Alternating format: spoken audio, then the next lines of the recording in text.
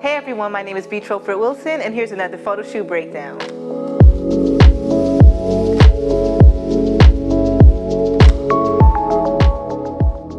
So for this photo shoot session, I got to work with professional triple jumper Imani Oliver on her last couple of days training before heading to the Olympic trials.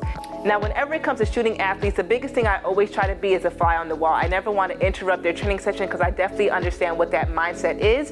But the biggest thing for me is to be able to document and tell their story. And here's a couple of helpful gems and techniques that I actually use whenever I go out and I shoot athletic portraits. So one of the first things I do whenever I'm shooting these training sessions is I always shoot in black and white. And the reason I shoot in black and white, of course I'm shooting in RAW, so I'm actually able to get them back in color when I go into editing. But the reason I shoot them in black and white is because it allows me to actually see the tone of the images. When I was assisting a photographer a couple years back, he used to always shoot his portraits in black and white until I asked him why, and he told me that it was very helpful for him to actually see the tones, see if he was overexposed or underexposed. And from then on, that was one of my techniques whenever I was shooting outdoors, is I would always shoot in black and white just so I can make sure that my images are in correct exposure and I can actually see the deepness of my shadows and the highest of my highlights.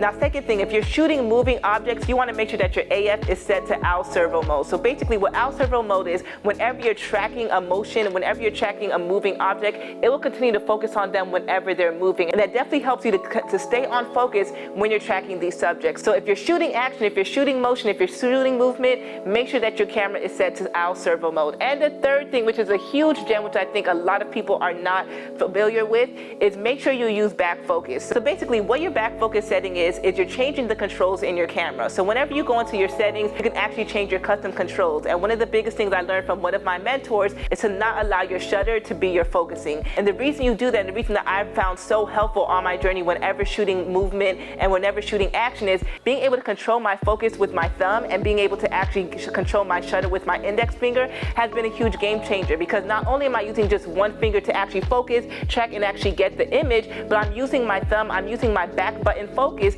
to actually focus, to actually track, and I'm using my index finger to actually shoot the image. And the reason that's very helpful is because whenever you're shooting sports, whenever you're shooting action, you don't want to miss a moment. And sometimes you can actually miss a moment while you're trying to focus the camera with your index finger and trying to take it at the same time. So depending on what camera you're using, the settings may look a little bit different, but shooting on a Canon, it's so easy to actually go into your custom functions and actually change your back buttons to those features. So I hope that this was a little bit helpful. If you're shooting action, if you're shooting sports, send me a DM, send me a comment if you need some assistance on how to change it in your camera, and look out for the next video.